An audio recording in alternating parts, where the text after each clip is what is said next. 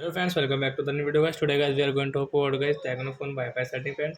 In this video guys I will show you guys how can you reset your Wi-Fi setting. Friends, you want to reset your Wi-Fi setting. So friends, you can reset your Wi-Fi setting. In this video guys I will show you guys how can you reset your Wi-Fi setting in your tecno phone. And now let's see how to reset Wi-Fi setting. So when first of all open your phone setting to reset guys your Wi-Fi setting friends. Then guys scroll it. Then guys you can see your phone system setting, can tap here. Then guys you can see your reset option, can tap here and guys click on your reset setting. Guys click, you can see your Wi-Fi setting, can tap here. Then guys you can see reset setting, please wait. The setting has been reset. So as your Wi-Fi setting has been reset guys, you can see automatic your Wi-Fi will on.